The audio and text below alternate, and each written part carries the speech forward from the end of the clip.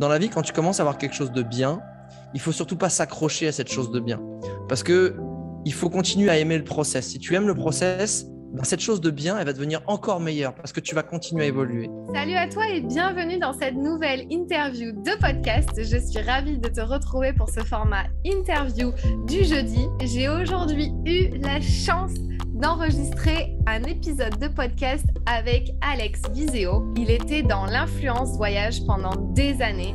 Il a fait le tour du monde et il vivait en fait de sa passion qui était voyager et créer du contenu sur les réseaux sociaux. Alex a fait évoluer ses activités et aujourd'hui propose une académie en ligne pour finalement oser se créer une vie sur mesure, une vie de rêve grâce à l'entrepreneuriat et au personal branding.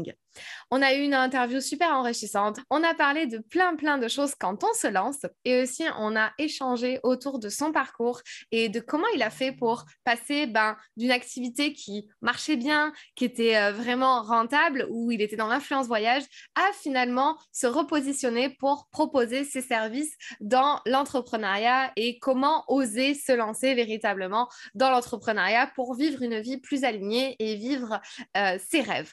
Je te laisse avec cette interview. Si elle t'a plu, tu peux la noter sur Apple Podcasts ou Spotify avec 5 étoiles. Tu peux aussi retrouver le format vidéo sur ma chaîne YouTube Fanny L'Esprit.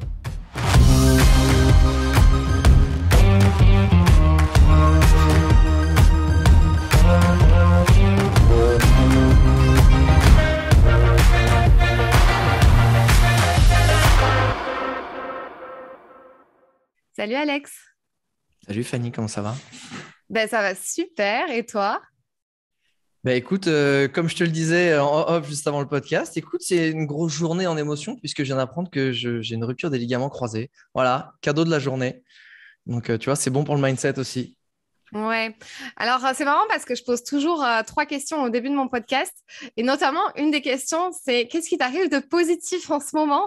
En vrai, ce qui m'arrive de positif, c'est que, alors je pense que franchement, c'est très dur, hein. J'avais entre guillemets, tu as les larmes aux yeux quand tu es sportif, que tu bouges tout le temps et que tu apprends que tu as une rupture des ligaments croisés. Et que donc, pour info, je suis à Bali en ce moment et que pour la première fois de ma vie, moi qui voyage beaucoup, j'avais pas envie de bouger. Ça implique de rentrer en France pour se faire opérer.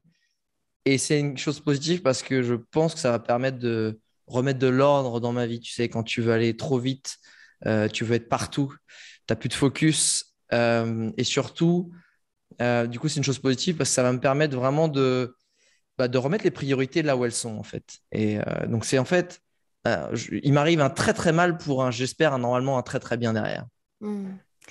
Rien n'arrive par hasard.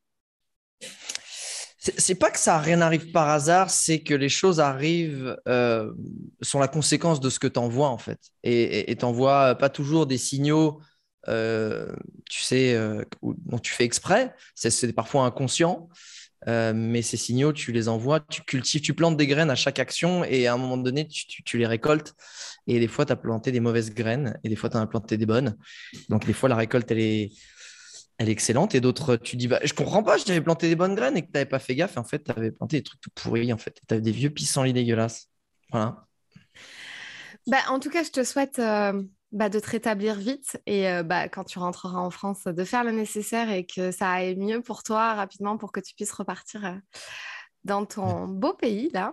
Justement, en parlant de ça, je voulais juste tout simplement que tu me dises qui es-tu. Et je demande à mes invités de faire l'exercice en 30 secondes, te pitcher en 30 secondes. Qui es-tu et que fais-tu, Alex? Écoute, moi, je suis quelqu'un qui adore aider les gens à réaliser leurs rêves depuis que j'ai réussi à réaliser mon premier grand rêve qui était de faire le tour du monde. Je claquais ma dème après 6 ans dans un bureau pour aller réaliser mon grand rêve. Et à ce moment-là, je me suis dit, il faut absolument que je continue de vivre ce métier passion et d'utiliser le voyage comme un outil pour aider les gens à réaliser leurs rêves. Et j'ai réussi à devenir le premier influenceur voyage en France. Je suis resté pendant 10 ans dans ce métier passion. Et il y a 1 an et demi, j'ai voulu évoluer, continuer dans ma vie, tout en me posant cette même question, comment je fais pour aider les gens à réaliser leurs rêves.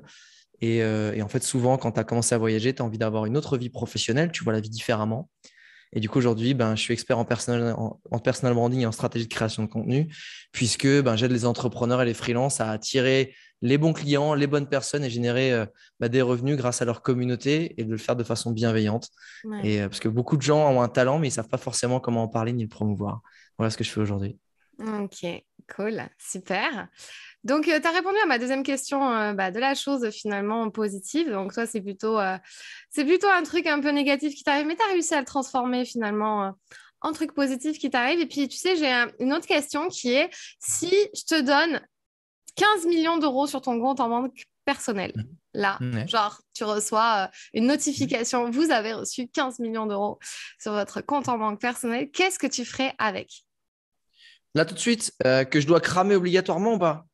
Ah bah, tu fais ce que tu veux. Tu peux me dire non, je les laisse pendant 20 ans sur mon compte. Oh, franchement, déjà, je mets 15 millions, je mets 5 millions en crypto direct.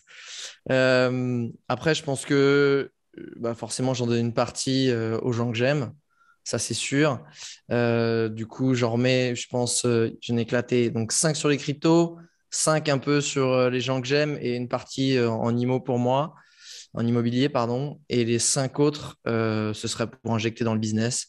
Donc, c'est dans le business, en vrai, c'est dans quoi j'investirais dans le business, c'est simplement de la délégation. Donc, pour me permettre de faire uniquement les choses que j'aime, vraiment, et avoir un maximum de gens qui m'entourent pour enlever tout ce que je n'aime pas dans ma vie pro et perso, et engager des coachs et experts pour justement faire monter mon équipe en puissance rapidement. Hmm. Voilà ce que je ferais. Chouette. Bah écoute, merci pour ces réponses, pour apprendre un petit peu à se connaître un peu plus. Alors, du coup, justement, je voulais parler de ça, de cette transition que tu as eue, dont tu nous as présenté un peu dans ton pitch ce que tu faisais avant et ce que tu fais aujourd'hui. Justement, comment Mhm. ça s'est passé pour toi, cette transition? Donc, avant, tu étais plutôt voilà, créateur de contenu sur la thématique du voyage, tu voyageais beaucoup, et donc on pouvait appeler ça de l'influence voyage. Tout à fait. J'étais Ok. influenceur voyage pendant 10 ans. Ouais. Ok, qu'est-ce qui a fait qu'à un moment donné, tu t'es dit, ok, j'arrête ça. Pourtant, est-ce que enfin, voilà, tu gagnais bien ta vie, tu avais ta routine, enfin ta routine, tout en bougeant beaucoup. Mais qu'est-ce qui a fait que tu t'es dit, ok, maintenant, je veux passer à un autre niveau, faire d'autres choses, il y a d'autres choses qui m'intéressent. Qu'est-ce qui a été le déclic en fait, un petit peu? En fait, ce qui se passe, c'est que tu sais, il y a beaucoup de gens qui disent tu as encore reparti de zéro, tu as encore tout plaqué. Parce que en fait, ça m'était déjà arrivé quand j'étais directeur de clientèle en régie pub et que j'ai tout plaqué, entre guillemets, pour faire le tour du monde et puis après essayer de devenir un métier qui n'existait pas, qui était influenceur voyage.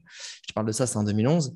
Et quand j'ai reproduit le même schéma où les gens disent putain, mais au moment que tu es encore au top, tu lâches tout alors que c'est le métier dont tout le monde rêve en France. Tu es payé pour voyager, hein, vulgairement dit, même si c'est pas évidemment ça comme de métier. Mais en fait, les gens, ce qu'ils comprennent pas, c'est que quand tu sors du métro boulot dodo, tu es dans un mindset d'évolution. Dans un mindset où en fait, tu veux prendre du plaisir dans ton métier. C'est-à-dire que moi, mon métier, il sert mon lifestyle. C'est-à-dire que j'ai compris que le voyage, à un moment donné, c'est ça qui me faisait vibrer, c'est ça qui me permettait de m'épanouir, d'avoir du plaisir, de m'amuser au quotidien. Donc, j'ai dit, comment je fais pour faire du voyage mon métier, tu vois? Et c'est mon outil pour être bien au quotidien. Et en fait, quand cet outil-là, il a commencé à toujours me faire kiffer, mais il me faisait plus évoluer, je me suis dit, il y a quelque chose qui ne va pas. Parce que j'ai choisi une vie d'aventure. Et quand tu vis une vie, tu vois, moi, ma vie, c'est un roman d'aventure dont je suis le héros. Et c'est rare de regarder un film où à un moment, le héros, il s'arrête, puis là, il fait tout le temps la même chose. Il évolue. Des fois, tu sais, dans les héros, tu vois, au début, il y a sa story, donc on voit un peu où il est, puis tout à coup, en fait, il est obligé de partir à l'aventure, parce qu'il y a un grand truc qui lui arrive, et puis après, dans l'aventure, il progresse, puis après, il a un grand méchant, puis après, il est dans la merde, puis après, il y a un renouveau, puis après, tu vois, il se réinvente et il évolue. Et ben, en fait, moi, c'est ça, en fait, le sens d'une histoire, il y a toujours ces différentes phases. Le héros, il part à l'aventure, il y a des galères, il réapprend, il se réinvente, etc. Et ça, c'est chaque chapitre. Ou alors, tu peux le faire dans chaque chapitre ou chaque film, tu vois. Et ben moi, j'avais fini ce grand chapitre et j'avais besoin de réattaquer une nouvelle aventure.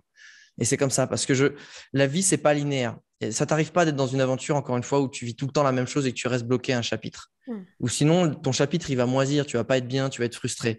Et c'est ça que j'avais besoin, c'est de sentir qu'il fallait que j'avance dans mon aventure, que je continue à repartir au début, parce que j'étais arrivé au top, je m'étais réinventé en tant qu'influenceur voyage, j'avais réussi à avoir tout ce que je voulais, je vivais de ma passion, je vivais très bien de ma passion, je voyais que ça apportait des choses aux gens, je kiffais mon quotidien et j'avais une autre perspective sur le monde, j'avais revu un peu ma façon de travailler, parce qu'en fait, je pouvais travailler partout dans le monde, le faire avec quelque chose qui me paraissait insensé, tu es payé pour voyager, donc il fallait que je reparte à l'aventure.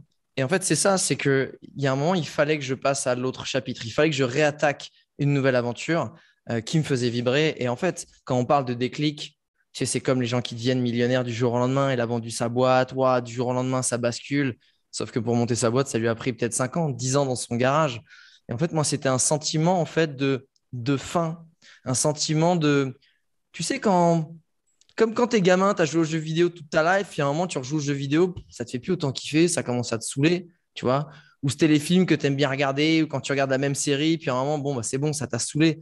Et c'est pas tant que ça m'avait saoulé, parce que j'adorais toujours autant ce métier, mais je sentais qu'il fallait pas que je m'accroche à des acquis. Je pense que c'est le pire des choses. C'est dans la vie, quand tu commences à avoir quelque chose de bien, il faut surtout pas s'accrocher à cette chose de bien.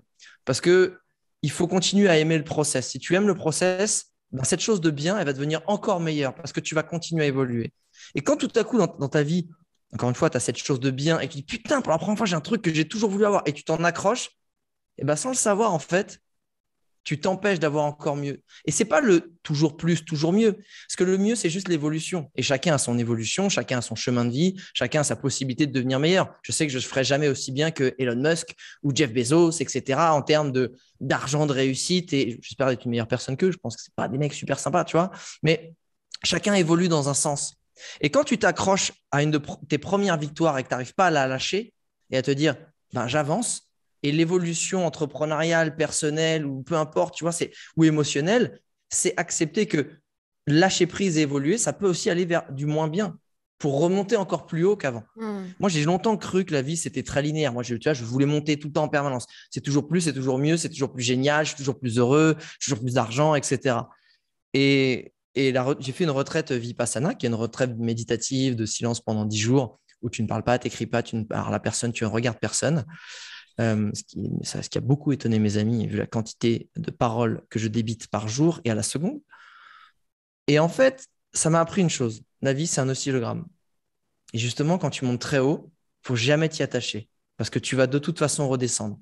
Et le but de la vie, c'est que l'oscillogramme, l'oscilloscope, tu vois, il soit pas extrême, mais que ce soit cool et que ce soit assez maîtrisé. Mais il faut accepter que toutes les bonnes choses, profites-en sur le moment présent parce que tu ne sais jamais combien de temps ça va durer.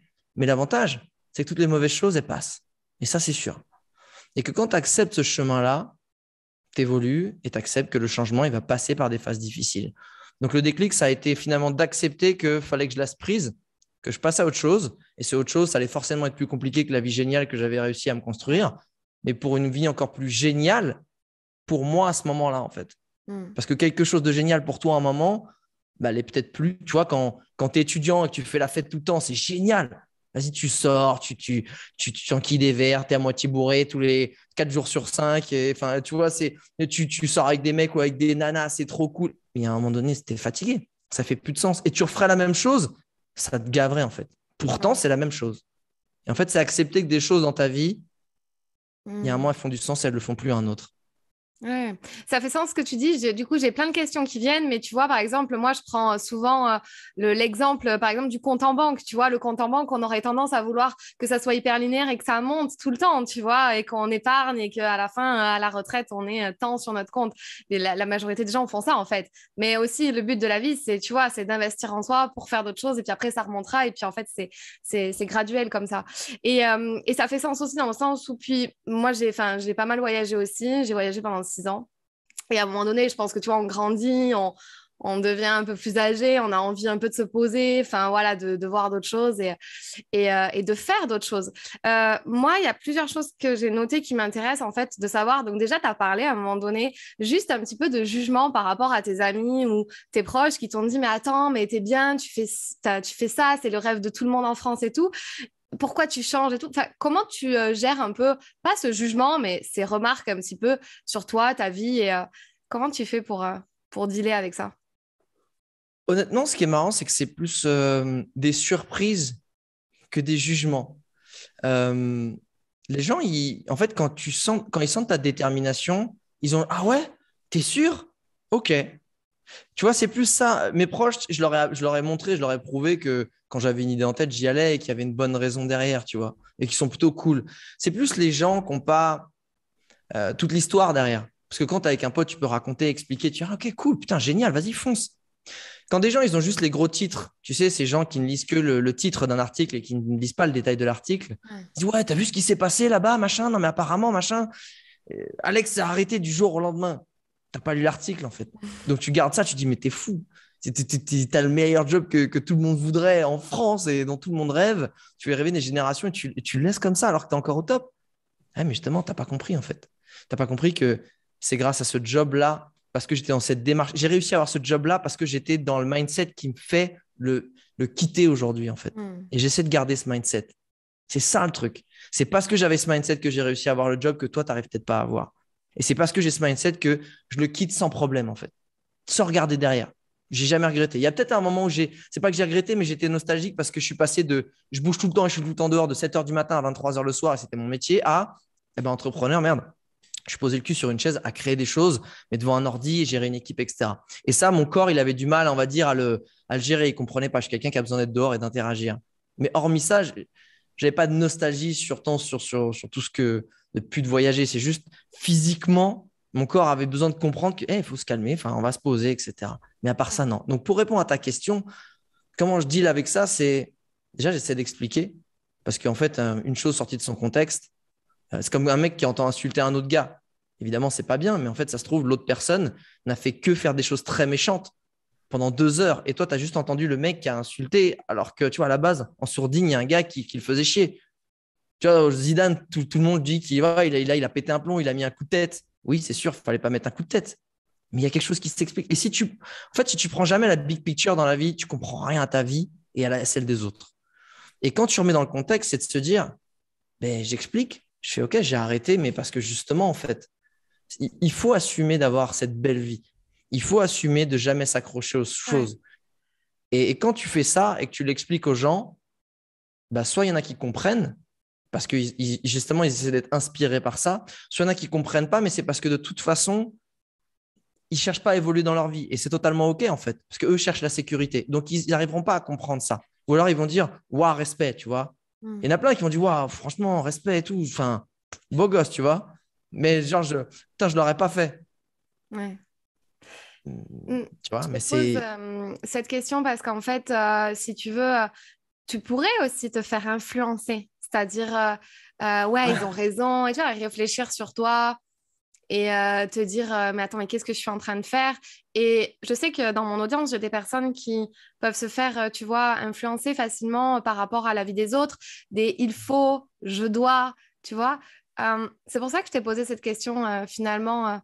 Comment ça se passe à l'intérieur? Parce que j'ai l'impression que c'est un peu une force de conviction en fait que tu as naturelle. Je sais pas si c'est naturel. Je pense. Alors, moi, je me suis débarrassé du regard des gens vers 18-20 ans, ouais, tu vois.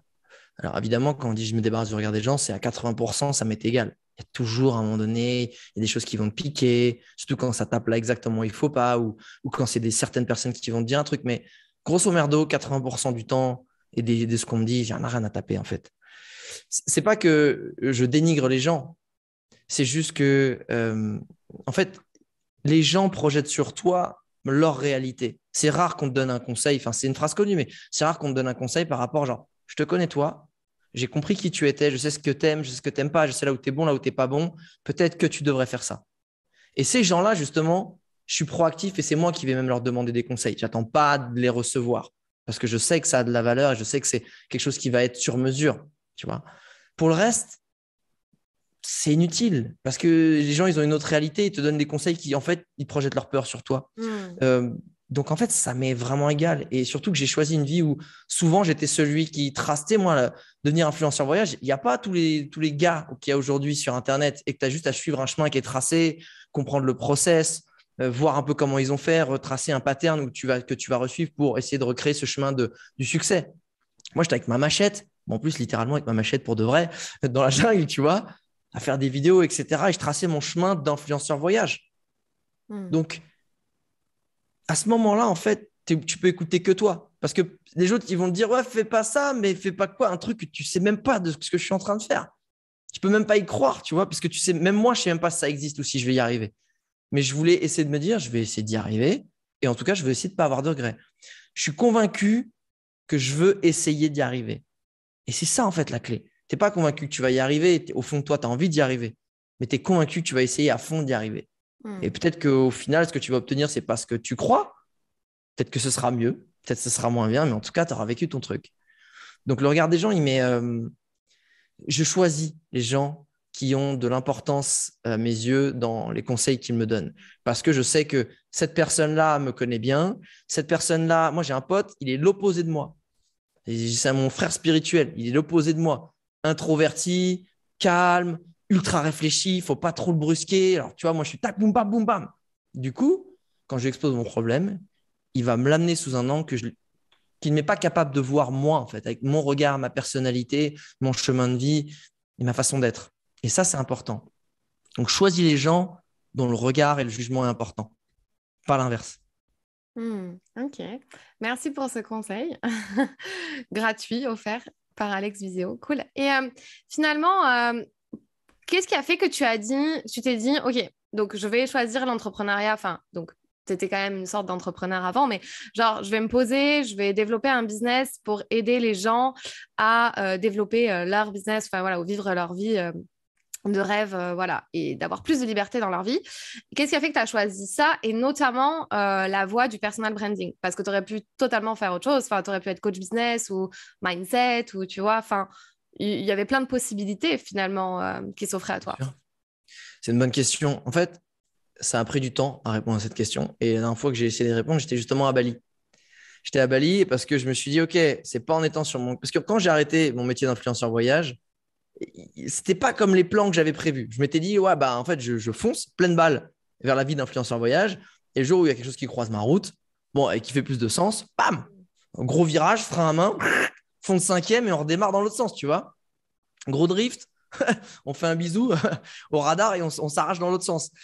Et en fait, l'autre sens, je savais pas où j'étais. Je me suis arrêté, je fais le dérapage, mais j'ai pas redémarré. Je me suis dit, merde, putain, je vais où en fait? Je suis con, je suis à l'arrêt là. C'est bien, ouais, je sais, c'est plus par là, mais c'est par où du coup? Donc, je suis venu à Bali, j'ai loué une baraque, j'ai fait venir des potes freelance, des amis proches qui étaient dans cette réflexion de vie, entrepreneurs, etc., pour essayer de comprendre. Essayer de comprendre le nouveau chemin que je devais prendre, que mon corps avait besoin, vers quoi ma nouvelle aventure se dirigeait. Et je me suis posé cette question, qu'est-ce que j'aime? Qu'est-ce que j'aime faire dans la vie? Et ça a pris du temps, mais j'ai compris que ce que j'aimais, c'était aider les gens à réaliser leurs rêves. Avoir la vie, c'est pas tant leur rêve, c'est la vie qui les fait rêver. Une vie qui fait rêver, c'est peut-être une vie où finalement tu pars de Marseille pour aller t'installer à Lisbonne pendant quelques temps. Peut-être la vie dont tu rêves, c'est d'arriver en fait à créer un side project en plus de ton métier de comptable qui te permet d'avoir un peu plus de beurre dans les épinards parce que tu as envie d'amener ta femme en week-end une fois par mois, etc. Enfin, c'est créer quelque chose où la vie, c'est des possibilités, tu vois. Et chacun a envie Il y en a qui vont vouloir aller en Lamborghini à Dubaï et d'autres qui vont justement te dire j'ai envie de m'acheter un bout de terrain en plus pour créer un jardin en permaculture. Pour moi, il n'y a pas de vérité, tu vois. Mais c'est de se dire ne te mets pas de barrière. J'ai compris que ça. Je dis OK, avant, mon outil pour aider les gens à avoir la vie dont ils rêvaient, c'était le voyage. Je les poussais à voyager parce que quand tu pars en voyage, waouh! Et en fait, tu lèves un rideau, tu lèves un filtre, tu dis putain, c'est à ça que ça ressemble le monde en vrai. Putain, mais c'est génial! Je regardais par le trou de la serrure et là, j'ai ouvert la porte. C'est beaucoup plus sympa en vrai. Il y a beaucoup plus de choses à faire que j'imaginais. Et en vrai, il y a beaucoup plus d'ateliers, de trucs que je peux tester, goûter, comprendre, évoluer. Et quand tu rentres, que tu refermes la porte, tu vois, de la porte, tu dis en fait, c'était pas mal ce monde-là. Mais quand tu rentres dans cette pièce où tu étais parti voir un peu le monde, tu vois ta pièce différemment. Tu vois le coin de ta pièce que tu squattais tout le temps comme un peu étroit et que tu as envie d'exploiter tout le reste de la pièce. Et tu le vois certainement différemment avec des optimisations que tu as envie d'en faire dans cette pièce. Parce que tu as plein d'idées, ça t'a donné plein d'idées, le fait de traverser cette porte et d'aller voir ailleurs, etc. Et souvent, pour mettre en place ces nouvelles idées qui te viennent en tête, ça passe par quoi? Ça passe aussi par l'argent, par un métier qui te permet potentiellement de créer ces changements. Et je me suis dit, OK, mon outil avant, c'était le voyage. Aujourd'hui, ça va être le monde pro. OK, dans le monde pro, putain, la question qui fait mal, mais je me dis, qu'est-ce que je sais faire? Dans quoi je suis légitime? Dans quoi je peux aider les gens en me disant, j'ai toute ma légitimité pour? Je voulais pas être… Donc, les réseaux sociaux, effectivement, j'étais très présent dessus. J'étais influenceur pendant 10 ans. C'est ce qui m'a permis de bien gagner ma vie, de réaliser mon métier passion, d'être libre, etc. Je me dis, OK, c'est cool. Mais comment je peux l'amener pour être vraiment légitime, tu vois? Je n'ai pas envie d'être le coach Instagram. Je vais t'aider à faire 10 000 balles par mois. Mais moi, en fait, je ne l'ai pas fait. Mais je vais faire 10 000 balles parce que je t'aide à les faire. Et ça, c'est une espèce de pyramide de Ponzi infernale où j'apprends un truc et je te le refais derrière, tu vois. Et c'est compliqué. Et pour moi, je veux dire, quelle est la chose que j'ai moi-même faite que je peux enseigner?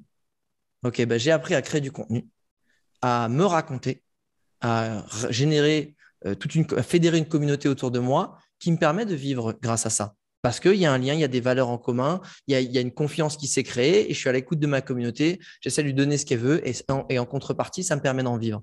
Ok, ça finalement, qu'est-ce que c'est?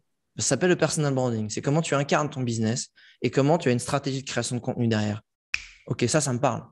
Ça me parle parce que j'ai compris en fait que des gens talentueux, des gens avec des business stylés, il y en a plein.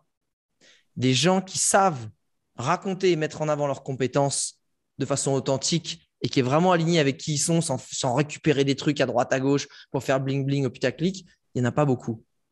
Et j'en voyais trop qui galéraient dans leur business ou même qui arrêtaient leur business parce qu'ils ne savaient pas le faire et qui manquaient de clients du coup. Et franchement, ce n'est pas intuitif de prendre le téléphone, de démarcher.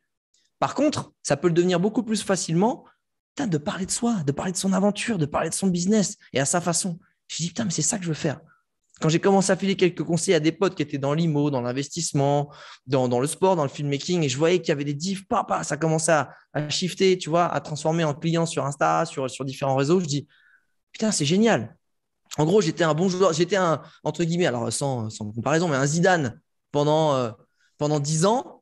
Putain, mais du coup, maintenant, j'ai envie de faire comme lui. J'ai envie de devenir le coach du Real Madrid. Et ça veut dire qu'au lieu d'être tout seul, je vais pouvoir coacher plein de personnes qui vont pouvoir être derrière des Zidane et gagner des championnats.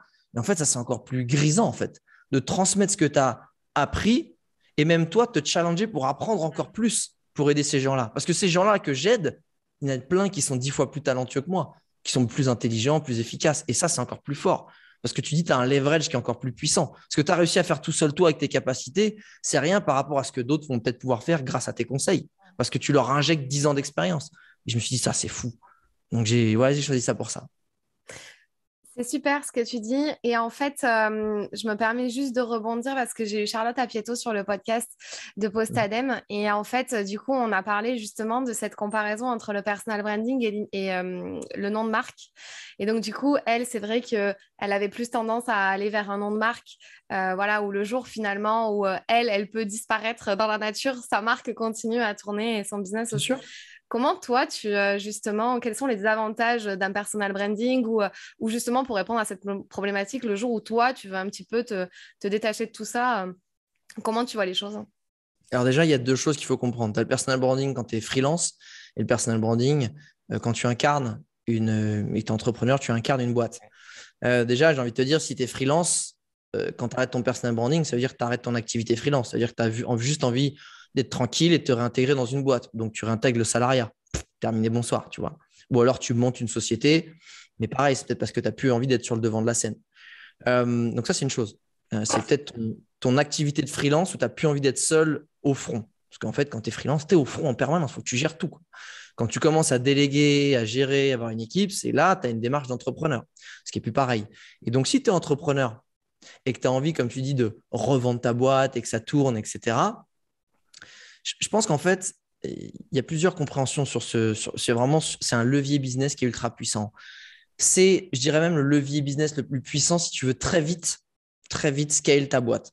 Parce que tu vas incarner quelque chose, tu vas raconter une histoire, tu vas créer de l'attachement. Ce n'est pas pour rien que Anthony Bourdon, en ce moment, avec Feed, il met le paquet là-dessus, ou que Justine Hutto, tout le monde en entend parler. Ça fait boum. C'est une marque de déodorant et des barres de compléments alimentaires, les gars. On s'en tamponne en vrai, mais on s'en tamponne plus parce que c'est eux, parce qu'ils incarnent des choses, parce qu'on a envie de faire partie de cette aventure. Par contre, à un moment donné, quand tu atteins un certain niveau avec ta boîte, là, tu peux commencer à dire, ça tourne. La marque est assez connue. Je lui ai donné assez d'envergure, tu vois. Je lui ai donné assez de réputation. Elle peut vivre aussi par elle-même. Et je peux commencer à m'en détacher. Et donc là, il n'y a aucun souci. Il faut commencer à se dire, est-ce que je ne mets pas quelqu'un d'autre en avant? Est-ce que je fais pas rentrer d'autres personnes en scène, tu vois, que ce soit l'équipe, que ce soit des CEO, que ce soit les gens. Et finalement, là, tu crées une communauté autour de valeurs et plus simplement une tête d'affiche. Et là, tu peux t'en détacher. Sauf que si tu décides d'abandonner ton personal branding, d'une façon, tu abandonnes ton pouvoir surpuissant d'entrepreneur. Quel est ce pouvoir surpuissant? Demain, Anthony Bourdon, et c'est ce qu'il fait aujourd'hui, il n'est plus que CEO de Feed. Pour ceux qui ne connaissent pas, allez checker. Mais aujourd'hui, il est investisseur. Il investit dans des autres boîtes. Et les opportunités de malade qu'il a, c'est pas parce qu'il a 300 000 à mettre. Il y en a plein des mecs qui ont 300 000, qui ont 1 million. T'inquiète pas, il y en a une chier. Hein. Par contre, on vient le voir lui parce que de un, on le voit, parce que deux, on sait qu'il est crédible et parce que c'est lui qui a l'attention. Donc en fait, tout est attiré vers lui. Et derrière, si en plus lui décide de dire avec mon attention qu'il peut mettre de sa communauté, ce projet-là, il est génial, j'ai investi dedans, instantanément, ça lui donne de la valeur. Donc, si toi, en fait, tu as de la valeur et que tu commences après à t'associer à d'autres choses, tu apportes la valeur à ce nouveau projet. Pourquoi Marc Simoncini aussi bosse là-dessus et qu'aujourd'hui, Marc Simoncini, donc c'était l'ancien créateur de Mythique. Hein, aujourd'hui, il est sur les vélos électriques, il fait plein de trucs. Mais en fait, le personal branding, c'est comme si tu avais commencé à économiser sur un compte en banque à intérêt composé depuis le début de ta vie professionnelle et que ce compte en banque, par intérêt composé, il fait que s'accumuler, que s'accumuler, que ça. Et à un moment, ça commence à être exponentiel. Et quand tu commences à atteindre une certaine réputation et que ton compte il commence à être blindé, qu'est-ce qui se passe? Tu changes de direction, tu changes de truc. En fait, on te suit. Tu es crédible dans l'entrepreneuriat. Tu n'es plus crédible en tant que personne dans une boîte. Tu as passé le cap. Tu es entrepreneur crédible à qui on fait confiance et qui est visible. Donc ça, après, c'est une puissance où tu dis, comme Dragon Ball Z, où est-ce que tu tires en fait? Bah, j'envoie un coup de bazooka. Et c'est ça en fait. Donc, je sais que effectivement, Alina Pietto, elle, ça la saoule d'être sur le devant à force. Ça l'épuise. C'est pas quelque chose. Elle aime voir le business qui tourne. Mais c'est totalement compréhensible, tu vois. Et c'est tant mieux. Et elle fait en sorte de déléguer et de mettre en avant sa marque. Et elle se met un peu plus en retrait au fur et à mesure pour que sa marque, elle tourne, potentiellement la revendre, etc. Mais parce que derrière, elle n'a pas forcément envie de recréer une grosse marque où ça va être la tête d'affiche. Si c'est le cas, c'est une super mauvaise stratégie, tu vois. Parce que derrière, il faudra reconstruire quelque chose. Ouais. Alors que si ta réputation est toujours là et que tu butines, enfin tu vagabondes entre guillemets d'un projet qui fait du sens à un autre projet qui fait du sens, en fait, tu fais que accumuler quelque chose.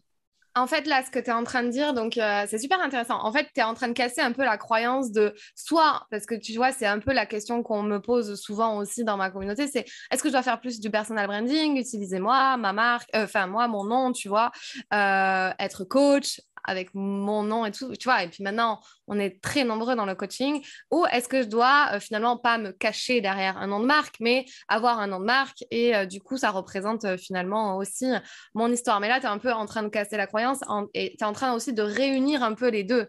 Et Charlotte, c'est un peu ce qu'elle fait aussi, c'est son histoire qui sert son nom de marque. Alors, c'est vrai qu'on en entend un peu moins parler de son histoire, mais on l'entend quand même. Et du coup, après, elle va pouvoir se détacher. Et c'est comme par exemple Steve Jobs et Apple, tu vois, on continue à acheter Apple, pourtant Steve Jobs, il n'est plus là. Et c'est son histoire aussi qui peut résonner chez certains. Mais donc, comment on fait pour finalement faire en sorte que finalement, c'est le produit qu'il y a au final, hein, qui soit plus fort, presque plus fort ou plus impactant grâce au personal branding de tout ce qu'on a créé, tu vois. Comment le rendre finalement à lui seul, tu vois, hyper... Alors là, moi, tu vois, j'ai pris Apple parce que j'ai que ça entre mes mains. Toi, tu as pris Feed aussi, Justine Hutto de Respire. C'est des produits physiques, mais quand c'est du service ou des offres, tu vois, en ligne. Est-ce que pour toi, il y a une différence? C'est plus compliqué ou... C'est exactement la même chose, en fait. En fait, ce qu'il faut comprendre, c'est que l'avantage du personal branding, c'est que ça te permet de transmettre quelque chose que les marques payent des dizaines de millions de dollars chaque année pour pouvoir créer chez leurs clients, c'est-à-dire des émotions. T'es Nike, tu vas sponsoriser Cristiano parce que tu as envie que les mecs, quand ils mettent des pompes Nike de foot, ils se sentent comme Cristiano et qu'ils aient l'excellence en eux, qu'ils aient le côté « putain, je suis le meilleur », etc. Bon, Cristiano, évidemment, ils en sponsorisent des milliers et des milliers des sportifs. Mais c'est ça, en fait. Toi, naturellement, souvent dans ton business, tu crées une boîte qui a du sens et qui cartonne. C'est une boîte, justement, qui a une vraie histoire et qui a un purpose. Un purpose, c'est un grand why. C'est un pourquoi, en fait, a été créée cette boîte. Tu vois. Donc, Respire. On va prendre le truc de Respire. Donc, les déodorants. Justine Hutto qui a eu un lymphome à la poitrine. Elle s'est dit, putain, j'ai 25 ans, j'ai un lymphome à la poitrine parce que je me mets des merdes sous les bras avec des produits de la grande distribution où il y a de la merde dedans. Je vais créer, du coup, il n'y a pas de raison. Je vais créer quelque chose de respectueux, de naturel. Et du coup, je suis une femme active et justement, je suis une femme, une working girl qui fait du sport. Et du coup, tu incarnes ça. Donc, c'est un déodorant qui a du sens derrière. Tu ne mets pas juste un déodorant. Tu te reconnais avec la personne et avec son histoire. Anthony Bourdon, on va continuer à prendre des gens en France. Lui, c'est un mec qui vient de la rue. Il était littéralement SDF. Et il a une revanche sur la vie. Et du coup, c'est devenu un entrepreneur acharné. Acharné, ça veut dire que j'ai pas le temps de bouffer, en fait. Je m'en fous du repas. Moi, je suis un malade mental. Il dit, je suis un gladiateur de l'entrepreneuriat. Je veux éclater tout le monde. Et du coup, feed, c'est des gens qui n'ont pas le temps. C'est des gens énervés qui vite filent-moi un repas, un complément, et puis je rattaque derrière. Donc, en fait, quand tu as tout ça, quand tu manges ces barres céréales, ces compléments alimentaires, etc., c'est que tu veux être toi aussi cet entrepreneur qui réussit et qui a la rage sur la vie, etc. Comment tu fais après? Donc, la question, c'est comment tu fais pour incarner ce produit? Eh bien, c'est que cette histoire-là, ces valeurs-là, même si le CEO, il s'en va, elles soient insufflées. Comment tu fais pour insuffler s'il n'y a plus une tête d'affiche? Tu reprends des gens de ta communauté, tu remets des témoignages et tu remets ces valeurs-là et tu recrées ces émotions dans tes contenus. Et tu n'es plus obligé de le faire forcément avec une tête d'affiche. Tu peux le faire encore une fois avec des histoires de gens qui sont tes clients. Tu vas avoir des clients et tu lui fais faire des témoignages. Tu mets en avant leurs histoires qui réincarnent de façon démultipliée ce que toi, tu vends en fait. Ouais. Tu vois, tu crées des émotions à travers d'autres histoires. Tu n'as plus ta tête d'affiche, recrée ces histoires. Reste ancré. Patagonia, je vais te prendre un autre exemple. Patagonia, je ne connais pas le CEO. Il est pas très connu, ils ne se mettent pas en avant. Par contre, leur histoire de marque, elle est fantastique. C'est des gens qui défendent l'environnement. C'est des gens qui, pendant l'élection présidentielle américaine, ont mis « Vote the asshole out » en étiquette sur les t-shirts. Tu imagines le truc? Donc, en fait, c'est des mecs qui ont fait un documentaire, qui ont financé des millions pour, on va dire, lutter contre une loi qu'ils voulaient faire passer aux États-Unis pour enlever la protection qu'il y a sur certaines parties des terres protégées pour pouvoir exploiter le pétrole. Et ils ont fait tout un documentaire là-dessus pour garder et même réapproprier les terres et dédommager ce qu'on appelle les Premières Nations, les natives, donc qui sont les Amérindiens d'Amérique. Tu vois, ça, en fait, tu as toujours du média, en fait, tu as toujours du contenu que tu peux faire quand tu te repositionnes. Tu ne sais pas qui a fait ça, tu n'aurais pas mettre un visage sur la tête des créateurs de Patagonia. Pourtant, si tu dis Patagonia, tu sais que c'est environnement, tu sais que c'est upcycling, tu sais que c'est éco-friendly, tu sais tout ça. Parce qu'ils soignent ça. Et chaque chose qu'ils vont représenter dans les contenus, dans les publicités, dans les actions qu'ils mènent, c'est pour représenter cette histoire, ces valeurs et ce positionnement. Tout simplement. Donc, quand tu as une personne qui le fait, c'est simple. Quand ça pue cette personne d'affiche, tu te demandes, OK, c'est peut-être une personne, ça va peut-être être des témoignages, un film, des podcasts, des choses comme ça. Tu vois ce que je veux dire? Ouais. Ça répond à ta question? Ouais, super. Donc, c'est plus la mission de la marque et de la... Ouais. Et comment, en fait, tu vas réinsuffler à travers cette mission des émotions à travers tes contenus que tu vas créer? Et les contenus, ça peut être des contenus organiques, mais comme de la pub. Tu peux aussi faire de la pub où tu vas faire du top of mind sur des choses où tu vas générer... Soit tu peux faire de la conversion, mais tu peux aussi faire justement, tu vois, du brand. Ouais. Moi, je suis spécialisée dans juste une partie de ce que tu fais là, qui est le pitch. Et dans le pitch, il y a une partie storytelling. Et dans le pitch de sa marque ou de son... Enfin, voilà, ou quand on utilise son personal branding, en gros, c'est quoi donc la mission et pourquoi tu as commencé à faire ce que tu fais aujourd'hui. Et donc, j'utilise beaucoup le storytelling et je prends tout le temps en formation l'exemple de Justine Hutto avec la campagne Ulule, puisque pour moi, c'est un très bon exemple de pitch réussi, en fait. Il y a tout dedans, tu vois, il y a toutes les étapes. Et donc, le storytelling, j'utilise souvent cet exemple-là. Mais si tu veux, il y a des personnes qui ont vachement du mal à vouloir utiliser leur storytelling ou leur histoire. Est-ce que tu penses qu'on peut on peut développer une marque en personal branding sans utiliser forcément sa propre histoire, mais par exemple d'autres histoires ou une histoire contée ou tu vois? Bien sûr, ça arrive. Ouais. Tu peux créer une histoire. Dans les grosses boîtes institutionnelles, quand des fois tu as besoin de faire des campagnes, quand tu as besoin de faire des campagnes en interne pour recréer du lien, pour recréer de la motivation, ou en externe, tu vas chercher des histoires qui ne sont pas forcément le CEO. Ça va être un témoignage d'un employé qui a vécu quelque chose de fort dans la société, tu vois. Donc, tu peux aller faire ça. Par contre, je pose la question à ces gens-là, surtout, en fait, ça dépend de la taille de ton business. Si tu as un petit business, que je comprends les grosses sociétés, quand tu atteins une certaine taille, et encore, coucou Elon Musk, coucou Jeff Bezos, coucou Mark Zuckerberg. Les mecs, s'ils se font chier, ils font du personal branding. Eux, à leur niveau, en fait, ils sont tellement influents qu'ils ont juste à sniper certaines actions. Ils ont pas besoin d'en faire beaucoup et ça découle derrière, tu vois. Mais est-ce que toi, si tu ouvrais une boulangerie, tu dirais pas bonjour, à tes clients? Est-ce que tu parlerais pas de toi? Est-ce que tu t'intéresserais à tes clients? Est-ce que tu échangerais avec eux? Est-ce que tu raconterais ta vie? Ou est-ce qu'au contraire, tu serais juste là, vas-y, le pain, etc. Bah, en fait, c'est à toi de te demander comment tu veux que ta boulangerie elle fonctionne. Tu peux être une boulangerie où tu arrives, tu files le pain, les gens ils se barrent, etc. Il n'y a pas d'âme, c'est un service, tu as un bon pain, du coup les gens viennent chez toi. Ou tu peux être la boulangerie où tout le monde se passe le mot, où tu connais le nom de tes clients qui viennent souvent, où tu poses hey, comment allez-vous? Bah, et vous? Bah, moi, je suis allé en week-end, etc. Et tu crées du lien. Et en fait, on vient te voir parce que c'est toi. Et l'avantage de venir parce que c'est toi, tu n'as plus besoin d'avoir le meilleur pain de toute la ville. On vient parce que c'est toi. Donc ton pain, il a juste à être bon et le meilleur que tu peux faire. Et on va venir parce que, bah, en fait, le service est sympa, je passe un bon moment, ça fait plaisir, j'ai un joli sourire, j'aime bien cette personne. Et on a tous ce petit marchand, on dit, ah bon, il est un peu cher, machin, mais je l'aime bien, tu vois. Il me fait marrer, je le trouve sympa, ils sont adorables, tu vois. C'est ça qui est puissant, le personal branding. Tu n'as plus besoin d'être le meilleur du marché, ce qui est très épuisant. Tu as juste besoin d'être la meilleure version de toi-même, ce qui est beaucoup plus sain. Et du coup, bah, quoi qu'il se passe, quand tu sais ça, bah, il y a une autre loi qui s'applique, c'est que peu importe ce que tu fasses, de toute façon, peu importe le meilleur que tu puisses être, il y aura toujours des gens qui t'aimeront pas, mais des gens qui t'aimeront. Et du coup, tu peux aussi faire la paix avec ça. Tu as juste à être le meilleur de toi-même, donner le meilleur de toi-même, essayer d'être sincère dans ta démarche et t'attirer les personnes qui te ressemblent. Parce qu'on a la communauté qu'on mérite. Et ça, je peux te l'assurer, je le vois en permanence. Tu vois. Et je le vois, les gars, tu vois, je prends un exemple justement qui est à l'opposé, c'est les youtubeurs qui font ambiancer des blagues bien lourdes, qui cassent les couilles à tout le monde et que ça fait rire. Bah, quand ils se font reconnaître dans la rue, qui c'est qu'ils attirent? Des gros beaufs qui cassent les couilles, qui viennent les aborder salement, sans politesse.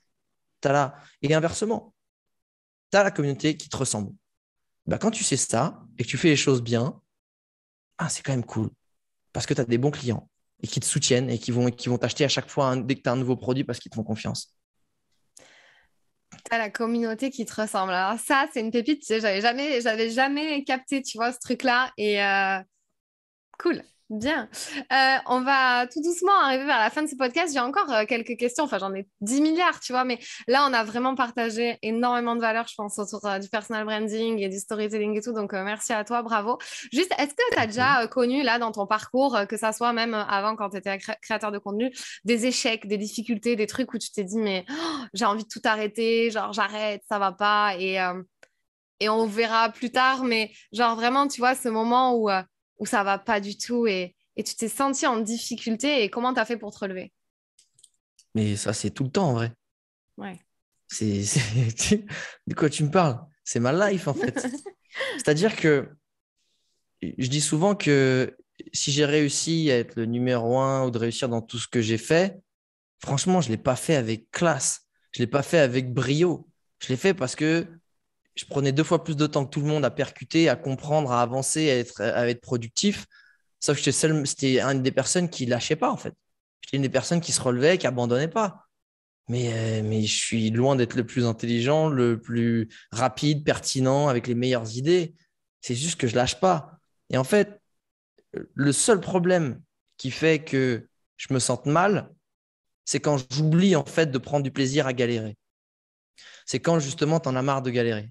Et en vrai, j'en ai marre de galérer le jour où j'oublie, où je le prends trop sérieusement. Moi, j'ai besoin de m'amuser, tu vois. L'entrepreneuriat, c'est un jeu. Pour moi, c'est un jeu. La vie, c'est un jeu. Et quand tu comprends ça, en fait, en fait, quand tu joues à ton jeu préféré, je sais pas, je vais prendre un truc à la con, mais genre, tu joues au Monopoly, tu joues au tennis, tu joues, je sais pas, ou même à des jeux vidéo. Les gars, tu peux pas t'arrêter.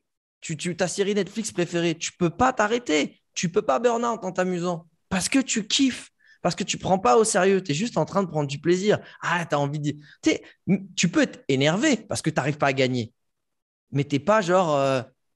Tu prends pas ça au sérieux de te dire putain, oh my god, non, la partie Monopoly, je l'ai encore perdue, putain.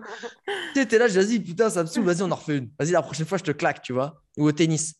Et bien, à chaque fois que je me sens vidé d'énergie, que je vais pas bien, c'est que j'oublie en fait que le principe, c'est de s'amuser. Et que dans un jeu, il y a des fois tu gagnes, il y a des fois tu perds. Et c'est pas ça en fait la vraie phrase. La vraie phrase qui te permet d'avancer, c'est parfois tu gagnes, parfois tu apprends. C'est tout. Et qu'à chaque fois, et ça m'arrive, hein, parce que tu t'as beau connaître les leçons, tu as beau te les mettre dans la tête, tu as beau te les répéter, il y a des pièges dans lesquels tu tombes. C'est le jeu du côté sérieux, tu te prends trop au sérieux, et du coup, tu te mets trop la pression. Et du coup, tu deviens mauvais parce que tu n'as plus les idées claires. Et toutes les choses, elles prennent des proportions justement démesurées. Et c'est le jeu de l'argent. Le jeu de l'argent, c'est pareil. Une fois que tu en veux, une fois que tu en as, une fois que tu en veux toujours plus. Et il y a une phrase de Naval Ravikant, ceux qui ne le connaissent pas, je vous invite vraiment à écouter ce mec-là, il est incroyable, qui dit, en fait, la vie, c'est que des jeux d'adultes. C'est que des jeux, en fait. Tu as eu le jeu même quand tu étais gamin, le jeu de l'école, comment tu te positionnes avec les autres. Tu as eu le jeu après des conquêtes amoureuses, comment tu te positionnes, comment tu arrives à conquérir ou te faire recaler, gérer ta vie amoureuse. Après, tu as eu le jeu du salariat, comment tu arrives à te positionner dans l'entreprise. Puis après, tu as eu le jeu de l'argent.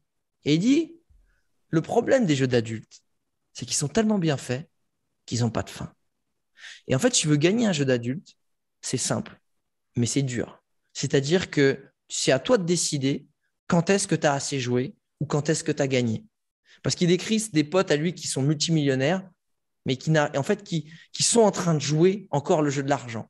Et en fait, le problème, c'est que dans certains jeux, tu as atteint un espèce de momentum.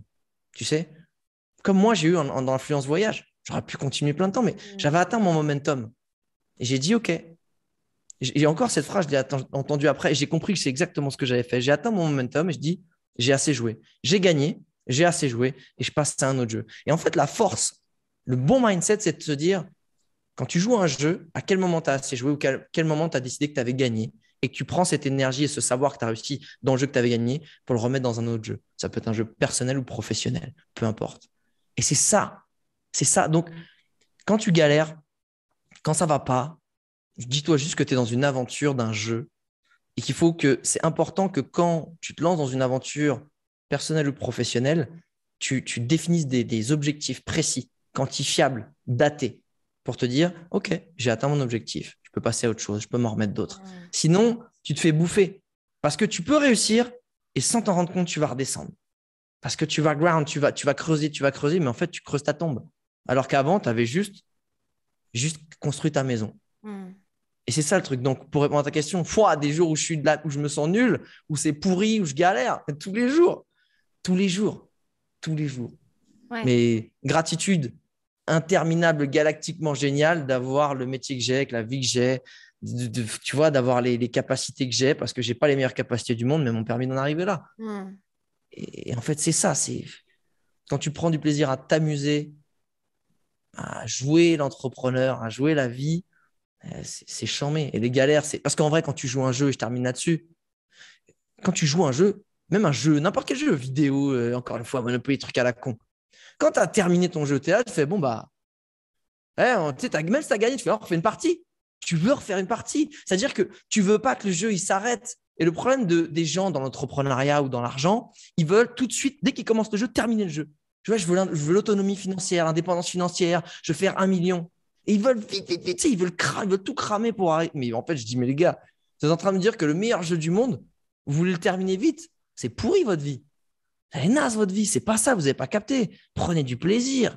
Oui, on a envie d'aller vite, etc. Mais les gars, essaie pas de terminer vite un jeu où tu es en train de prendre du plaisir et qui est génial. Prends le time. Sinon, tu es là, tu vas dire, bah, j'ai fini. Et après, imagine, tu es multimillionnaire, tu as 24 ans.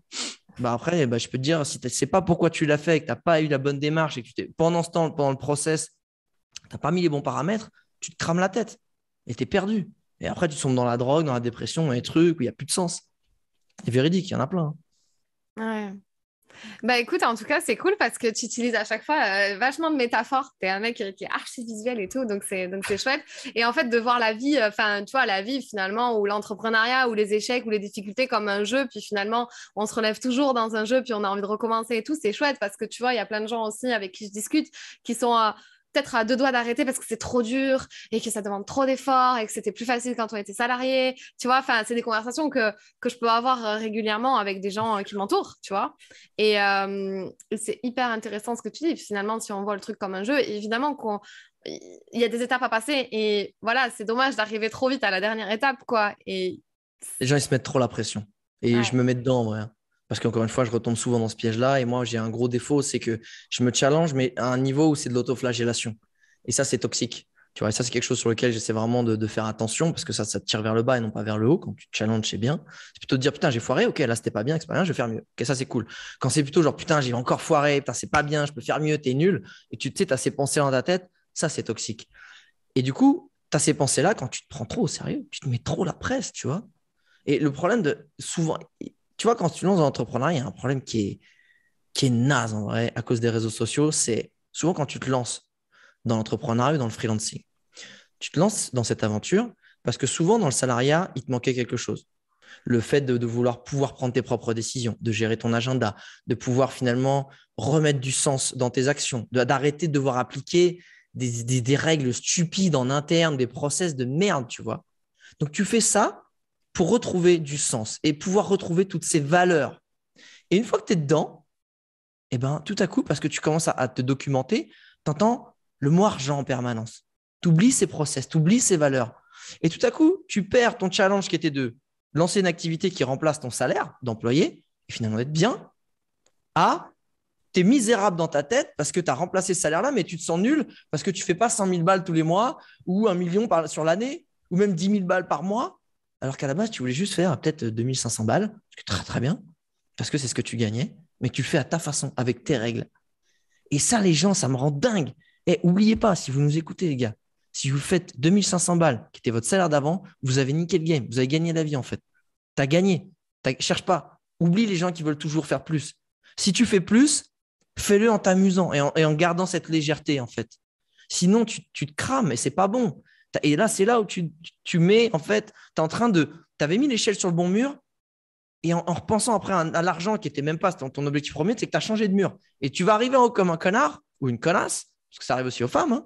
Tu arrives en haut, tu dis wouh, merde, c'était pas le bon mur. C'est nul, c'était pas du tout ce que je voulais. Et ben ça, c'est naze. Ok, cool. Merci à toi, Alex. Quelles sont tes ambitions et tes rêves pour le futur de ton entreprise ou de ton avenir professionnel? Je veux arriver à garder le mindset que je suis en train de crier haut et fort, parce que c'est aussi plus facile à dire qu'à faire. Et une des raisons qui m'a fait arrêter Influence Voyage, c'est que je voulais toujours mon meilleur exemple dans les valeurs et dans la façon de vivre. Donc, c'est important pour moi de me dire toujours continuer à m'amuser et pas tomber justement dans le piège de l'argent, du trop sérieux, du toujours plus, mais dans le fait de comment on peut mieux jouer ou plus s'amuser. Qu'est-ce que ça implique?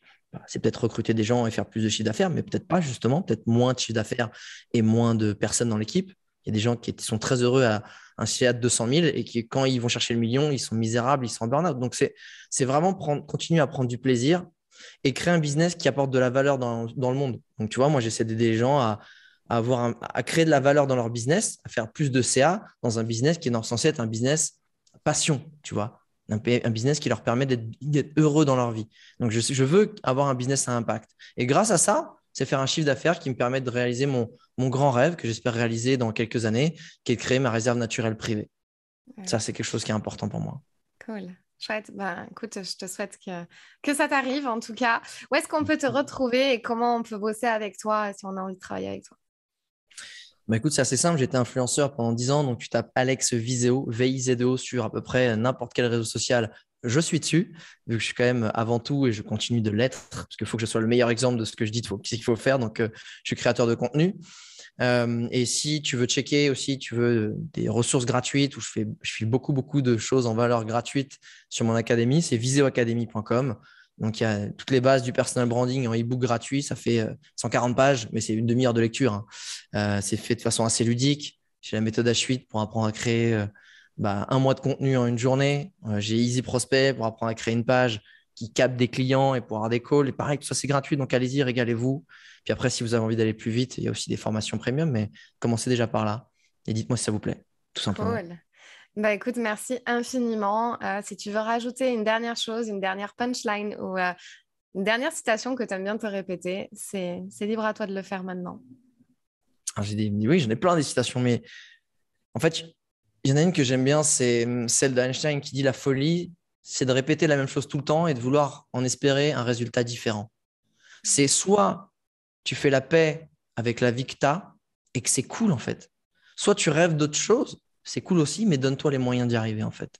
Sachant que les moyens d'y arriver, c'est peut-être quelque chose qui… faut comprendre qu'une décision n'est pas indéfinie en fait. C'est pas à vie. Si je suis influenceur ou entrepreneur, voilà, ça a duré 10 ans, ça pourrait durer 10 mois, ça pourrait durer 10 jours. Mais faites les choses comme vous le sentez. En fait, faites pas les choses dont vous avez besoin, faites les choses dont vous avez envie. Quand on fait les choses par besoin, on y va, les 4 fers à reculons, tu vois, c'est dur. Les gens qui ont besoin d'arrêter de fumer, je peux dire, ils galèrent. Par contre, les gens qui ont envie d'arrêter de fumer, ils y arrivent beaucoup mieux. Donc, faites les choses dont vous avez envie et ça vous mènera inexorablement vers les choses dont vous avez besoin, mais dans la bonne énergie. Super, je suis ravie de terminer sur ça et sur cette citation. Merci à toi et à très bientôt. Si cette vidéo t'a plu, tu peux la partager à un ami qui en aurait besoin.